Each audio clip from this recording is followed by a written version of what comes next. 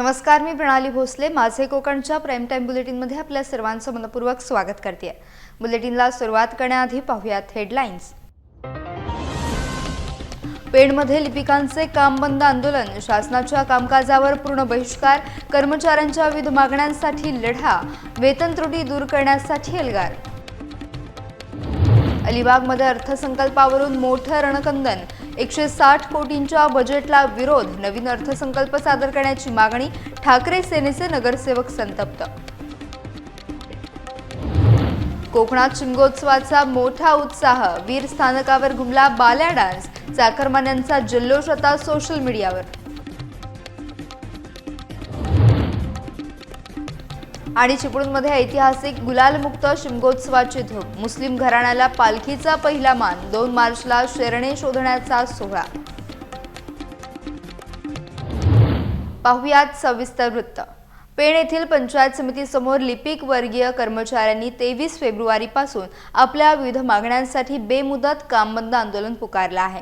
जय महाराष्ट्र शासकीय अधिकारी कर्मचारी संघटना पेण शाखेच्या नेतृत्वाखाली हा लढा सुरू झाला असून शासनाच्या कामकाजावर पूर्णतः बहिष्कार टाकण्यात आला आहे. कर्मचाऱ्यांच्या मुख्य मागण्यांमध्ये 4थ्या वेतन आयोगापासूनच्या वेतन त्रुटी दूर करणे, सुधारित वेतन श्रेणी लागू करणे आणि पदनामात बदल करणे यांचा समावेश आहे. याशिवाय सर्व कर्मचाऱ्यांना जुनी पेन्शन योजना तातडीने लागू करावी ही प्रमुख मागणी देखील लावून धरण्यात आली आहे. 1 नोव्हेंबर 2005 पूर्वीच्या अनुकंपा कर्मचाऱ्यांनाही पेन्शन मिळावी आणि जिल्हा परिषद कर्मचाऱ्यांचे इतर विभागात समावेशन करू नये असे आंदोलकांचे म्हणणे आहे. शासनाकडून वारंवार होणाऱ्या दुर्लक्षामुळे हे तीव्र पाऊल उचलल्याचे स्पष्ट करण्यात आले आहे. जोपर्यंत मागण्या मान्य होत नाहीत तोपर्यंत कार्यालयांचे कामकाज ठप्प राहणार असल्याचा कडक इशारा कर्मचाऱ्यांनी दिला आहे. अधिकारी कर्मचारी संघटना महाराष्ट्र संघटनेच्या वतीने लिपिक वर्गीय कर्मचारी संघटनेच्या ज्या वर्षानुवर्षाच्या मागण्या आहेत, जवळजवळ 4थ्या वेतन आयोगापासून वेतन श्रेणीमधील फरक आणि हुद्द्यामध्ये झालेला बदल यामध्ये शासनाला वारंवार निवेदनं देऊन देखील आणि या विविध आंदोलन करून देखील आजपर्यंत कोणत्याही प्रकारचा प्रतिसाद मिळाला नसल्याने दिनांक 23/2/2026 पासून पूर्ण महाराष्ट्रभर सर्व लिपिक वर्गीय कर्मचाऱ्यांनी शासनाच्या कामकाजावर बहिष्कार टाकलेला आहे. जोपर्यंत ह्या मागण्या पूर्ण होत नाही तोपर्यंत हे कामावर बहिष्कार टाकण्याचं आंदोलन चालू राहील. रायगड जिल्ह्यातील मागासवर्गीय कर्मचाऱ्यांच्या प्रलंबित मागण्यांसाठी कास्ट्राईब कर्मचारी संघटनेनं आता एल्गार पुकारलाय. संघटनेचे जिल्हाध्यक्ष संजय मोरे आणि महसूल विभागाचे जिल्हाध्यक्ष राहुल सूर्यवंशी यांच्या नेतृत्वाखाली जिल्हाधिकारी किशन जावळे यांना एक विस्तृत निवेदन देण्यात आलंय. या निवेदनात प्रामुख्यानं मागासवर्गीय कर्मचाऱ्यांच्या निवासस्थानासाठी हक्काची जागा उपलब्ध करून देण्याची आग्रही मागणी करण्यात आली आहे. यासोबतच अनुसूचित जाती जमातीमधील कर्मचाऱ्यांच्या पदोन्नतीतील आरक्षण, रिक्त पदांची अनुशेष भरती, अनुकंपा तत्वावरील रखडलेल्या नियुक्त्या आणि जुनी पेन्शन योजना लागू करण्याबाबत सविस्तर चर्चा करण्यात आली आहे. महत्त्वाच्या कार्यकारी पदांवरील नियुक्त्या आणि कर्मचाऱ्यांच्या सोयीच्या बदल्यांच्या विषयाकडे देखील जिल्हाधिकाऱ्यांचे लक्ष वेधण्यात आले आहे. जिल्हाधिकारी किशन जावळे यांनी या सर्व मागण्यांकडे सकारात्मक कल दर्शवत योग्य ती कारवाई करण्याचं आश्वासन दिलं आहे. यावेळी संघटनेचे पदाधिकारी आणि मोठ्या संख्येने प्रतिनिधी उपस्थित होते, ज्यामुळे या संघर्षाला मोठं बळ मिळालं आहे. जे आमचे कर्मचारी असतात ते शासकीय सेवेमध्ये जे कर्मचारी असतात त्यांना सेवेत असताना चांगल्या पद्धतीने वागणूक दिली जावी. त्यांना जे टेबल वगैरे जे दिलं जातं ते चांगल्या पद्धतीने टेबल दिलं जावं, जेणेकरून त्यांचा बाहेरच्या पब्लिकशी संपर्क येऊन त्यांचा त्या पब्लिकशी त्यांचा संपर्क आला पाहिजे आणि त्यानुसार त्यांच्या ज्या काही समस्या वगैरे असतील त्या मार्गाने सुटल्या पाहिजेत. असा एक शासनाचा एक GR आहे डिसेंबर 1980चा. त्या 80च्या GRनुसार आपले जे मागासवर्गीय कर्मचारी असतात त्या कर्मचाऱ्यांना शासनाचे जे कार्यालय असतात त्या कार्यालयामार्फत चांगल्या पद्धतीने काम करण्याची संधी दिली गेली पाहिजे, असा एक शासन निर्णय आहे. त्या शासन निर्णयानुसार आमच्या जे काही जिल्ह्यामध्ये जे काही कर्मचारी आहेत वेगवेगळ्या विभागामध्ये त्या सर्वांना त्या शासन निर्णयाच्या अनुषंगिक काम करण्याची संधी द्यावी याच्या संदर्भामध्ये आज आदरणीय माननीय जिल्हाधिकारी साहेब यांना आम्ही एक पत्र दिलेलं आहे आणि माननीय जिल्हाधिकारी यांनी एक सांगितलेलं आहे की या GR नुसार आपण कार्यवाही करू आणि त्या पद्धतीने आम्ही जे काही जिल्ह्यातले वेगवेगळे अधिकारी आहेत वेगवेगळ्या कार्यालयातले त्यांना आम्ही त्या पद्धतीने कळू. रत्नागिरी जिल्ह्यातील लोटे MIDC मध्ये काही कंपन्यांकडून स्थानिक तरुणांना डावलून परळ जिल्ह्यातील कामगारांची भरती केली जात असल्याचा आरोप करत शिवसेना आक्रमक झाली आहे. माजी जिल्हा परिषद सदस्य राजेंद्र आमरे यांनी पत्रकार परिषदेत कंपन्यांना थेट इशारा देत स्थानिक पात्र युवकांना नोकरीत प्राधान्य न दिल्यास शिवसेना स्टाईलने उग्र आंदोलन छेडले जाईल असे स्पष्ट सांगितले आहे. आजच्या पत्रकार परिषदेचा मुख्य हेतू आहे पंचक्रोशीतील बेरोजगारी आणि रोजगार मिळत असताना रोजगार मिळत असताना शिकलेल्या तरुणांना बाजूला ठेवून परप्रांतीय तरुणांची भरती करून घेणे हा इथं प्रकार आज हिंदुस्तान युनिलिव्हर कंपनीच्या माध्यमातून चाललेला आहे. या संदर्भात आम्ही काल राज्याचे गृहराज्यमंत्री आदरणीय योगेशदादा कदम, शिवसेना नेते आदरणीय रामदासभाई कदम यांच्याशी चर्चा केली आणि मग यानंतर पत्रकार परिषदेच्या माध्यमातून शिवसेना आणि युवासेना खेड तालुका यांच्या वतीने या भरतीमध्ये जर स्थानिकांना सामावून घेण्यात आलं नाही, किंबहुना त्यांनी आजपर्यंत केलेल्या भरतीमध्ये बँगलोरमधली 32 मुलं आज त्यांच्या कंपनीमध्ये काम करत आहेत. उद्याच्या होणाऱ्या भरतीमध्ये 130 लोकांची त्यांना आवश्यकता आहे असं आम्हाला बाहेरून समजतंय. त्यामध्ये ते सिल्वासा आणि आल्मी या ठिकाणाहून काही भरती करण्याचे प्रकार कंपनीच्या व्यवस्थापनाच्या माध्यमातून चालू आहे. अशा प्रकारच्या भरती जर इथं हिंदुस्तान युनिलिव्हरच्या माध्यमातून केलं गेलं तर शिवसेना स्टाईलनी ही भरतीची प्रक्रिया बंद करून उद्याची होणारी भरतीची प्रक्रिया ही आदरणीय दादांच्या माध्यमातून आणि भाईंच्या माध्यमातूनच होईल, जी शिवसेनेच्या माध्यमातून इथल्या स्थानिकांना रोजगार दिला जाईल आणि मग त्यांना हवे असणारं क्वालिफिकेशन मग ITI होल्डर असेल, AOCP असेल, MMCP असेल, BSc असेल, MSc असेल, या सर्व प्रकारच्या त्यांना आवश्यक लागणाऱ्या क्वालिफिकेशनच्या तरुणांना इथं पहिल्यांदा सामावून घेतलं जाईल आणि आम्ही जर त्यांना इथलं क्वालिफिकेशन देण्यामध्ये कमी पडलो तर त्यांनी आमच्या जिल्ह्याच्या बाहेरील लोकांना किंवा जिल्ह्याच्या अंतर्गत लोकांना बोलवून भरती करावी. परंतु हा जो त्यांचा चाललेला जो प्रकार आहे तो जर प्रकार त्यांनी थांबवला नाही, इथल्या स्थानिकांना शिवसेनेच्या पदाधिकाऱ्यांना विश्वासात घेतलं नाही तर मात्र शिवसेना स्टाईलने उद्याच्या होणाऱ्या सगळ्या परिणामांना हिंदुस्तान युनिलिव्हरची व्यवस्थापन जबाबदार असेल. हिंदुस्तान युनिलिव्हर लिमिटेड लोटे या कंपनीमध्ये स्थानिकांना डावलून जी आता नोकर भरती प्रक्रिया चालू आहे ती पूर्णपणे स्थानिकांना डावलण्याचं काम चालू आहे त्यांच्याबरोबर. त्याबद्दल आम्ही या राज्याचे गृहराज्यमंत्री सन्माननीय योगीदादा कदम, शिवसेनेचे ज्येष्ठ नेते माजी पर्यावरण मंत्री सन्माननीय रामदासभाई कदम यांच्या कानावरती हा विषय घालून त्यांना सर्व भरती प्रक्रिया समजावून सांगून ती भरती प्रक्रिया कशा पद्धतीने स्थानिकांना डावलून होत आहे आणि यामागील कुठची कामगार सेना, कुठच्या कामगार सेनेचं या हिंदुस्तान युनिलिव्हर लिमिटेड कंपनीला अभय आहे हे सुद्धा पारदर्शकपणे सगळ्या गोष्टी जनतेसमोर आणण्यासाठी आजची पत्रकार परिषद होती. आणि ही सर्व पत्रकार परिषद यासाठी आहे की या पंचक्रोशीतील असू दे, या खेड तालुक्यातील असू दे, जेवढे ITI इलेक्ट्रिशियन असू दे, मेंटेनन्स फिटर असू दे, AOCP, MMCP, त्याचप्रमाणे डिप्लोमा, MSc, BSc जेवढे स्थानिक आमचे बेरोजगार मुलं आहेत त्यांना तिथे स्थानिकांना प्रथम प्राधान्य देणं ह्या कंपनीचं परम कर्तव्य आहे. परंतु हे सर्व नियम कंपनीने धाब्यावर बसून तालुका बाहेरील, जिल्ह्याबाहेरील तर महाराष्ट्राबाहेरील सुद्धा मुलं इथे आणून भरती प्रक्रिया त्यांची चालू आहे. तर त्यांना आम्ही विनंतीवादा इशारा देतोय, भविष्यात हीच भरती प्रक्रिया जर आपण चालू ठेवण्याचा प्रयत्न केला तर शिवसेना स्टाईलने तुम्हाला नक्कीच इथे आंदोलन, उग्र पद्धतीचं आंदोलन इथे छेडलं जाईल. त्यासाठी आम्ही ही सर्व निवेदनं सन्माननीय राज्याचे गृहराज्यमंत्री योगीदादा कदम, या राज्याचे उद्योगमंत्री, रत्नागिरी जिल्ह्याचे पालकमंत्री सन्माननीय उदयजी सामंत साहेब तसेच केंद्रीय उद्योग मंत्री सन्माननीय पियुषजी गोयल साहेब यांना हे निवेदन आमच्या खेड तालुक्याच्या वतीने शिवसेना युवा सेनेच्या वतीने आम्ही इथून पाठवत आहोत.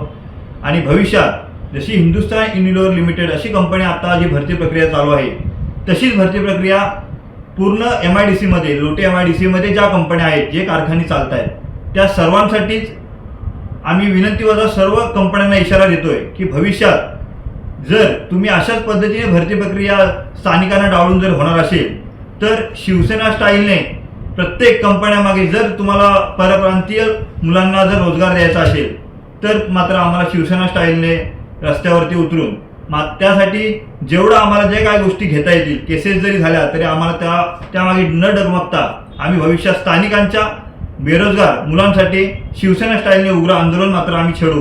हा गंभीर इशारा आज मी तुमच्या पत्रकार परिषदेतून पूर्ण लोटे MIDC सर्व कारखानदारांना देतो. अलिबाग नगरपालिकेचा यंदाचा 160 कोटी रुपयांचा अर्थसंकल्प वादाच्या भोवऱ्यात सापडला आहे. निवडणूक प्रक्रियेनंतर सादर झालेल्या पहिल्याच अर्थसंकल्पावर ठाकरे गटाच्या नगरसेवकांनी कडाडून विरोध दर्शवलाय. सत्ताधारी पक्षानं सादर केलेले हे बजेट पूर्णपणे चुकीचे आणि दिशाभूल करणारे असून यात पैशांची मोठ्या प्रमाणावर लुबाडणूक होत असल्याचा गंभीर आरोप विरोधी पक्षाने केला आहे. ठाकरे सेनेचे नगरसेवक अमोल पालकर यांनी प्रशासनावर सडकून टीका केली. विविध विकास कामांच्या दुरुस्तीसाठी अवास्तव खर्च दाखवून जनतेचा निधी हडपण्याचा हा प्रकार असल्याचं त्यांनी म्हटलंय. या अर्थसंकल्पातील आकडेवारी जाणीवपूर्वक फुगवून सांगण्यात आली असून हा सर्वसामान्यांच्या पैशाचा उघड दुरुपयोग आहे. त्यामुळे सध्याचा अर्थसंकल्प रद्द करून अधिक पारदर्शक आणि वास्तववादी असा नवा अर्थसंकल्प तातडीने सादर करावा अशी आग्रही मागणी ठाकरे गटाने केली आहे. या वादामुळे अलिबागच्या राजकीय वर्तुळात मोठी खळबळ उडाली असून आरोप प्रत्यारोपांच्या फैरी झाडल्या जात आहेत. हा अर्थसंकल्प 160 कोटी रुपयाचा अंदाजे आहे. त्याच्यामध्ये जर प्रामुख्याने जर बघायला गेलं तर याच्यामध्ये अलिबाग शहरासाठी भुयारी गटार जे आहेत त्या कामासाठी 58 कोटी रुपये निधी मंजूर होऊन आलेली आहे. त्याचबरोबर वैशिष्ट्य कामांसाठी 40 कोटी निधी आहे. जिल्हा नगरोद्यानमधून 3 कोटी आहे. असे टोटल मिळून अनेक वेगवेगळ्या हेडमध्ये टोटल 160 कोटीचा हा पूर्णपणे अर्थसंकल्प आहे. या अर्थसंकल्पामध्ये प्रमुख जर आम्ही बघितलं तर या अर्थसंकल्पामध्ये कुठेच पाणी पुरवठा जो विभाग आहे त्या पाणी पुरवठा विभागामध्ये जे MIDCचं जे बिल आहे त्याच्यामध्ये ह्याचा थकीत रक्कमीचा जो काही मुद्दा आहे तो ह्याच्यामध्ये या अर्थसंकल्पामध्ये कुठेच नाही. त्यामुळे हा अर्थसंकल्प हा चुकीचा आहे किंवा हा नव्याने करण्यात यावा याची आम्ही मागणी केलेली आहे. त्याचबरोबर इथे जे आकडे दिसत आहेत की गेल्या शेवटच्या 3 वर्षामध्ये अलिबाग शहरामध्ये जे CCTV कॅमेरे लावण्यात आले त्याचे जर आकडे बघितले तर त्याच्यावर जवळपास 2.5 ते 3 कोटी रुपये खर्च आला आहे. मग हे CCTV कॅमेरे त्यावेळेस नक्कीच लावण्यात आले होते का आणि आलेले आहेत तर ते योग्य आहेत का आणि त्या एका CCTVच्या कॅमेऱ्याची नक्की किंमत तरी किती हा मोठा प्रश्न या आकडे बघितल्यानंतर दिसून येतो. त्याचबरोबर प्रामुख्याने जर बघायला गेलं तर याच्यामध्ये शौचालय आणि गटारे याच्यासाठी विशेषपणे एका ठिकाणी 50 लाखाचा खर्च दिसतोय, दुसऱ्या ठिकाणी 55 लाखाचा खर्च दिसतोय. त्यांचं म्हणणं आहे सत्ताधाऱ्यांचं की हा एवढा खर्च येतो म्हणजे ठीक आहे स्वच्छतेच्या वाग्यामध्ये आपण ते मान्य करू, पण इतर भागांमध्ये जर आपण बघितले आकडे बघितले आस्थापनामध्ये तिथे जे आपण जे खरेदी केलेली आहे त्याच्यामध्ये कुठे तर महत्वाचं म्हणजे ते काय स्टेशनरी वगैरे याच्यामध्ये दिसून येते त्याचे 61 लाख रुपये लागतात स्टेशनरीसाठी. एवढी मोठी रक्कम ही स्टेशनरीसाठी संगणक आणि बाकीच्या तो भाग वेगळा आहे. त्याचबरोबर अनेक जे बाकीचे मुद्दे जे आहेत प्रमुख एकंदरीत या शहराच्या बाबतीत आपण अलिबाग नगर परिषदेतील इथल्या स्थानिक नागरिकांना या अर्थसंकल्पातून काय देतोय आणि ह्याच्यासाठी किती आपण पैसा वापरतोय आणि त्याचा योग्य ठिकाणी वापर होतोय का हाच याचा मागचा मुद्दा आहे. याच्या पलीकडे काय नाही आणि आमचं नक्कीच विरोधी पक्ष म्हणून ह्याच्यावरती लक्ष असेल एवढंच हे आपल्या निमित्तानं आपल्याला मी सांगतो. रत्नागिरी जिल्ह्यातील राजापूर लांजा विधानसभा मतदारसंघाचे आमदार किरण सावंत यांच्याकडे ॲडव्होकेट संतोष सोमण यांनी एक महत्त्वाची मागणी केली आहे. राज्यातील सुशिक्षित बेरोजगार तरुण तरुणींना वाहन कर्ज देताना परराज्यातील खासगी फायनान्स कंपन्या केवळ इंग्रजी कागदपत्रांचा वापर करतात.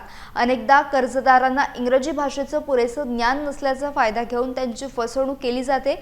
कर्जाचा हप्ता थकला किंवा काही तांत्रिक अडचणी निर्माण झाल्या तर या कंपन्या थेट त्यांच्या मूळ राज्यामध्ये त्यांच्यामध्ये कर्जदारांविरुद्ध गुन्हे दाखल करतात. यामुळे स्थानिक कर्जदारांना नाहक मनस्ताप आणि मोठा आर्थिक भुर्दंड सहन करावा लागतो. ही आर्थिक लूट थांबवण्यासाठी सर्व कर्ज प्रस्ताव आणि कायदेशीर कागदपत्रे मराठी भाषेतच असणे अनिवार्य करावे अशी मागणी सोमन यांनी केली आहे. सामान्य जनतेच्या हितासाठी महाराष्ट्र सरकारने या विषयावर गांभीर्याने विचार करून तातडीने अंमलबजावणी करावी असे निवेदनात नमूद करण्यात आले आहे. सर, मी आज आमदार किरण साहेब, लोकप्रिय आमदार यांना भेटण्यासाठी आज आलो होतो आणि मेन म्हणजे तरुण आणि तरुणींचा जो काही सुशिक्षित बेकारांना नाडलं जातं आहे या फायनान्स कंपन्यांकडनं, त्या संदर्भातला प्रश्न घेऊन त्यांना त्याची सोडवणूक करण्यासाठी मी आमदार साहेबांची आज भेट घेतली आणि हे त्यांना सांगून दिलं की या ज्या फायनान्स कंपन्या आहेत त्या वाहन कर्ज वगैरे इथल्या तरुण रोजगारांना दिल्या जातात आणि देताना सगळे जे कर्ज प्रकरणाचे डॉक्युमेंट्स आहेत, कर्ज मागणी अर्ज असू दे, कर्ज रोखा असू दे, करारपत्र असू दे, हे सगळे इंग्लिशमध्ये असतात आणि 25 ते 30 सह्या घेतल्या जातात. आता कसं असतं, गरजवंताला अक्कल नसते असा प्रकार आहे. तिथे सह्या घेतल्या जातात, चेकवर, कोरे चेकवर सह्या घेतल्या जातात आणि नंतर मग ते चेक बाउन्स चार्जेस टाकले जातात, तर पेनल्टी चार्जेस टाकले जातात आणि या बहुतांशी ह्या सगळ्या ज्या फायनान्स कंपन्या आहेत सर, त्यांची कार्यालये ही राजस्थान किंवा गुजरात या अन्य आउट ऑफ स्टेटमध्ये आहेत आणि ती जी लिगली कारवाई केली जाते ती आउट ऑफ स्टेट केली जाते आणि मग तिथले येऊन पोलीस इथल्या तरुण रोजगारांना घेऊन जातात. अगोदर तो नाडलेला असतो. अशा प्रकरणाने माझी आज सामंत साहेबांकडे एक विनंती अशी होती आणि निवेदन या करता दिलं आहे की कर्ज प्रकरण जी केलेली आहेत त्या फायनान्स कंपन्या करीत आहेत ती मराठी भाषेमध्ये सगळा पत्रव्यवहार असावा, जेणेकरून आपण काय लिहून देतो आहे, करारामध्ये अटी शर्तीमध्ये काय आलेलं या तरुण रोजगारांना, तरुणींना हे कळावं, बेरोजगारांना, की त्या जर अटी माहिती असतील तर त्यांना त्याच्यामध्ये त्या दोन्ही बाजूने त्यांना त्याच्या सिक्युअर राहतील आणि कोणत्या अटी आपल्याला पाळायच्या आहेत त्याप्रमाणे व्याजाची परतफेड होईल. त्यासाठी एक शासन निर्णय काढावा आणि महाराष्ट्र राज्यात जेवढ्या फायनान्स कंपनी आहेत त्यांचा सगळा पत्रव्यवहार हा मराठी ला प्राधान्य देऊन त्याचे सर्व कर्ज प्रकरण, प्रस्ताव, मंजुरी, करारपत्र हे मराठीमध्ये करण्यात यावा अशा विनंती करण्यासाठी मी आज आलो होतो साहेबांना आणि साहेबांनी याबाबत मी गांभीर्याने त्यात लक्ष घालतो असं मला सांगितलं आहे. खेड तालुक्यातील जामगे गावचे सुपुत्र शैलेशदादा कदम यांना खेड शहर मराठा सेवा संघाच्या वतीनं युवा उद्योजक पुरस्कार देऊन गौरवण्यात आले. अत्यंत कमी वयात उद्योग क्षेत्रात स्वतःची वेगळी ओळख निर्माण करणाऱ्या शैलेशदादांनी तालुक्याच्या शिरपेचात मानाचा तुरा रोवलाय. ते माजी मंत्री रामदासभाई कदम यांचे पुतणे आणि आमदार योगेश कदम यांचे चुलत बंधू असून सामाजिक वारसा जपत त्यांनी उद्योग क्षेत्रात मोठं यश संपादन केलंय. या कार्याची दखल घेत मराठा सेवा संघानं त्यांना हा सन्मान प्रदान केला. या सोहळ्याला शहर अध्यक्ष शरद शिर्के, उपनगर अध्यक्ष सतीश चिकणे, अंकुश विचारे, रोहन विचारे, दीपक नलावडे यांच्यासह अनेक मान्यवर उपस्थित होते. या सन्मानामुळे खेड तालुक्यात अभिमानाचं वातावरण निर्माण झालं असून शैलेशदादा कदम हे आजच्या तरुणांसाठी मोठे प्रेरणास्थान ठरत आहेत. त्यांच्या या यशामुळे जामगे गावाचा आणि खेड शहराचा लौकिक वाढला असून सर्व स्तरातून त्यांच्यावर कौतुकाचा वर्षाव होतोय. शिमग्याच्या पार्श्वभूमीवर कोकणात जाणाऱ्या मुंबईकर कोकणवासियांचा उत्साह शिगेला पोहोचलाय. रायगड जिल्ह्यातील वीर रेल्वे स्थानकावर बाल्या डान्सच्या ठेक्यावर नाचत कोकणात होळी सणासाठी येणाऱ्या कोकणवासियांनी जल्लोष केला. या आनंदोत्सवाचा डान्स करतानाचा एक व्हिडिओ आता सोशल मीडियावर मोठ्या प्रमाणात व्हायरल झालाय.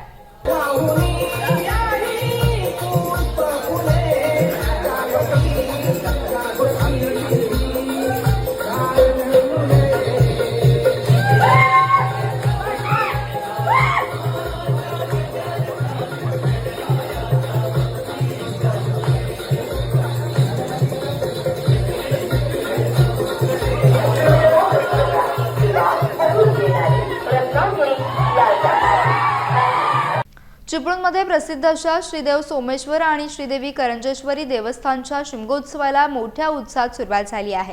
हा उत्सव कोकणातील पहिला आणि गुलालमुक्त शिमगा म्हणून ओळखला जातो। यावर्षी पालखीमध्ये 900 ग्राम वजनाचा सुवर्ण मुखवटा भाविकांचे मुख्य आकर्षण ठरत आहे। उत्सवाचे खास वैशिष्ट्य म्हणजे मंदिरातून पालखी बाहेर पडल्यावर मुस्लिम घराण्याला पहिला मान दिला जातो, जे सामाजिक ऐक्याचे प्रतीक आहे। 28 फेब्रुवारी ते 3 मार्च दरम्यान चालणाऱ्या उत्सवात पालखी गोविंदगडावर श्री रेडजाईच्या भेटीला जाणार आहे। त्यानंतर बाजार पुलावर भव्य आगमन सोहळा पार पडेल। या उत्सवाचा मुख्य कार्यक्रम 2 मार्च रोजी सायंकाळी 4 वाजता पेठमाप येथे आयोजित केला असून तिथे नवसाचे शेरणे शोधले जातील। या सोहळ्यासाठी अनेक राजकीय नेते आणि चित्रपटसृष्टीतील कलाकार उपस्थित राहणार आहेत। 4 दिवस चालणाऱ्या सोहळ्यासाठी चिपळूणमध्ये भक्तीचं वातावरण निर्माण झालं असून भाविक या ऐतिहासिक क्षणाचे साक्षीदार होण्यासाठी सज्ज आहेत। श्रीदेवी करंजेश्वरी देवस्थानचा शिमगा सुरू झालेला आहे, कशा प्रकारे नियोजन आहे? आजपासून श्रीदेव सोमेश्वर आणि श्रीदेवी करंजेश्वरी देवस्थानचा सुप्रसिद्ध असा 2026चा शिमगा महोत्सव चालू झाला आहे आणि आत्ताच पालख्या ह्या पुढे मार्गक्रमणा करू लागलेल्या आहेत। या वर्षाचं वैशिष्ट्य म्हणजे भक्तांच्या प्रत्येकाने दिलेल्या सुवर्णदानातून साकारलेला जवळजवळ 900 ग्रॅमचा सोन्याचा जो मुखवटा आहे, हा मुखवटा जी पाषाण मूर्ती आहे, या पाषाण मूर्तीप्रमाणेच करण्याचा देवस्थानच्या विश्वासाने प्रयत्न केला आहे आणि तोही फलद्रूप झाला आहे। देवीनी कौल दिला आहे की तो मधल्या रूपात लावण्यासाठी देवीनी कौल दिल्यामुळे तो आपण मधी यावर्षी लावलेला आहे आणि या पालख्यांची मार्गक्रमणा चालू झालेली आहे। आता जी चौगुले घरातली मानाची आरती ती होईल आणि त्यानंतर गोविंदगडावरती पालख्या जातील। त्याच्यानंतर शिंदेवाडी मार्गे ह्या बाजारपुलाकडे प्रयाण होईल। बाजारपुलावरती आगमनाची जल्लोषाची मोठी तयारी आहे, ती आपल्याला प्रत्यक्ष तिथं पाहायला मिळेल। त्यानंतर पेठमापमध्ये जे माहेर आहे देवीचं, त्या माहेरच्या साणेवरती जाण्यासाठी देवी गोंदे घरातली आरती होईल आणि स्थानापन्न होईल पालखी आणि त्यानंतर त्या दिवशी तिथं निवास असेल आणि रात्री दुपारी तिथं अमोल पटवर्धन यांचा गाण्याचा कार्यक्रम असेल, तर रात्री वाडेकरांचा तमाशा असेल, करमणुकीचा कार्यक्रम आणि दुसऱ्या दिवशी ही दुपारी 4 वाजता पालखी शरण काढण्यासाठी म्हणजेच 2 तारखेला सोमवारी जो सगळ्यात लोकप्रिय आणि या संपूर्ण कार्यक्रमाचा परमोच्च बिंदू असणारा कार्यक्रम म्हणजे शरण काढण्याचा कार्यक्रम, त्याच्यासाठी 4 वाजता सोमवारी या शरण काढण्याच्या कार्यक्रमाला सुरुवात होईल आणि तो 1-1.5 तास 6 वाजेपर्यंत कार्यक्रम चालेल आणि त्यानंतर पालखीची मार्गक्रमणा ही बाजारपुलाच्या दिशेने होईल आणि बाजारपुलावरनं गोळकोडमध्ये येईल आणि दुसऱ्या दिवशी सकाळी भद्रेचा होम होऊन पालखी ही गोळकोडच्या साणेवरती बसेल आणि संध्याकाळी 8 वाजता पालखी ही मंदिरात प्रवेश करेल। हा सांगतेचा कार्यक्रम देखील दिवसेंदिवस लोकप्रिय आणि रंगतदार होऊ लागला आहे। या सर्व कार्यक्रमांचा भक्तगणांनी यात सहभागी व्हावा आणि प्रत्यक्ष सहभाग घेऊन याचा आनंद घ्यावा असं आवाहन मी देवस्थानतर्फे करत आहे।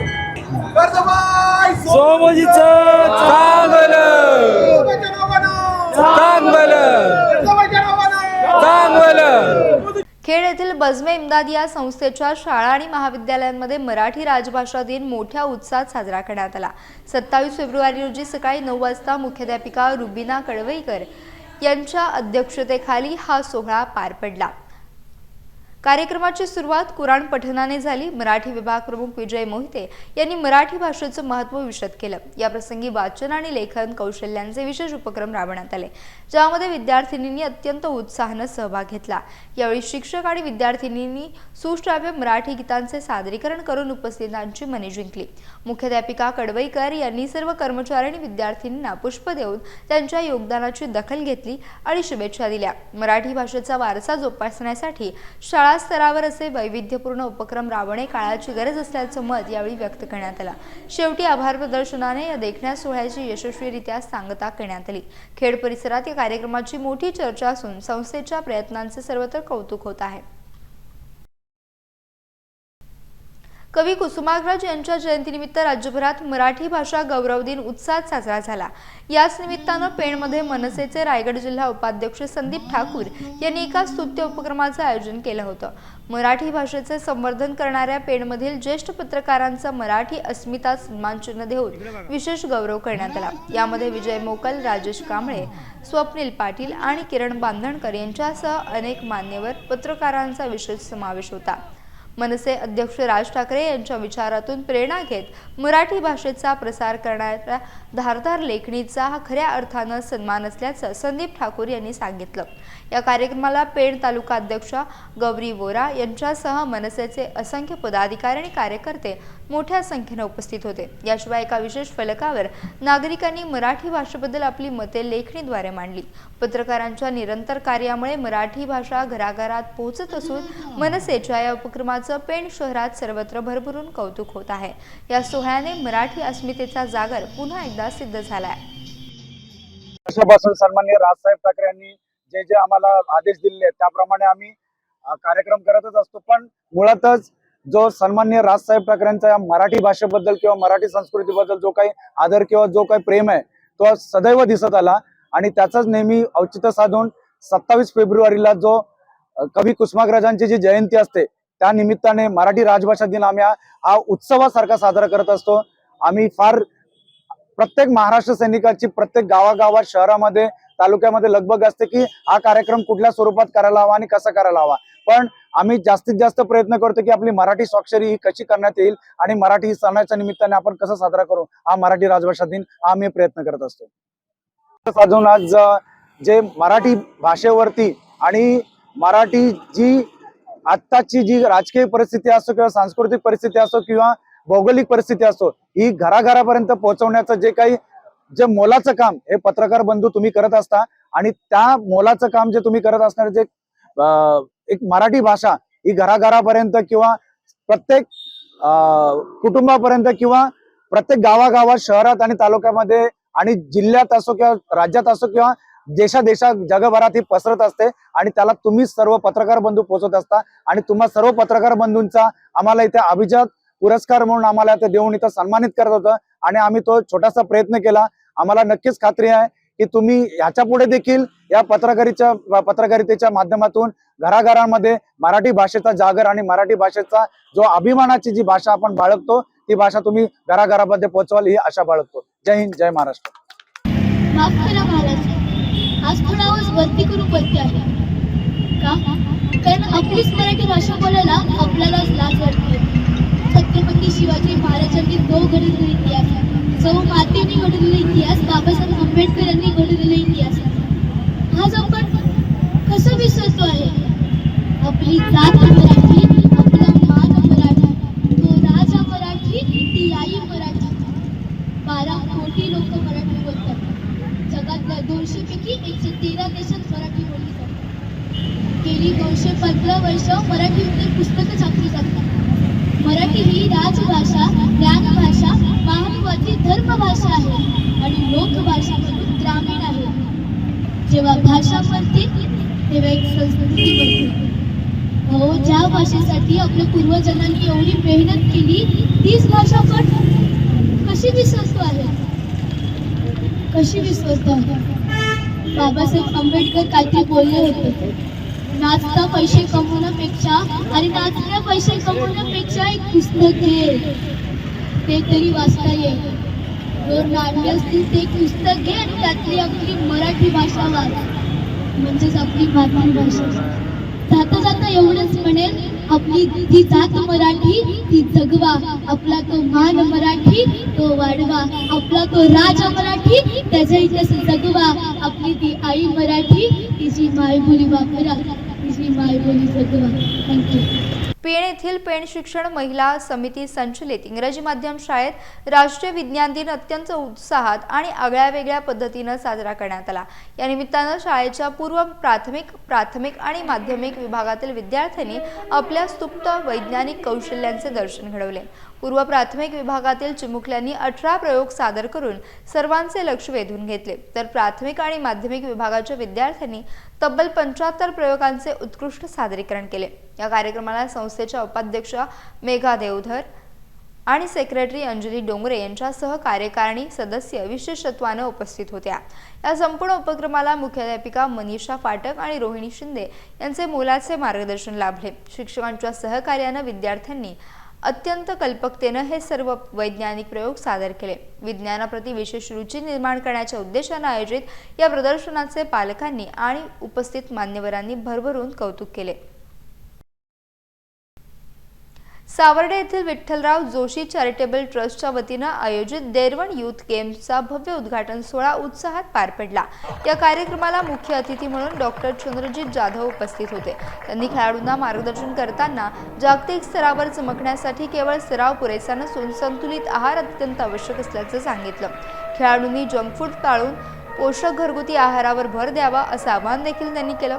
या स्पर्धेत संपूर्ण महाराष्ट्रातून सुमारे 7,000 खेळाडूंनी नोंदणी केली असून 6 मार्च पर्यंत विविध क्रीडा प्रकार पार पडतील। यामध्ये ॲथलेटिक्स, बॅडमिंटन, जलतरण आणि कबड्डीसह अनेक खेळांचा समावेश आहे। याप्रसंगी उद्योजक कमलेश जोशी, डॉक्टर सुवर्णा पाटील यांच्यासह मान्यवर उपस्थित होते। विजेत्या खेळाडूंना 1,200 पदके आणि रोख पारितोषिके देऊन गौरवण्यात येणार आहे। मोबाईलचा वापर मर्यादित ठेवून खेळाडूंनी आपल्या ध्येयावर लक्ष केंद्रित करावे असा मोलाचा संदेश यावेळी देण्यात आला असून खेळाडूंचा उत्साह प्रचंड वाढला आहे।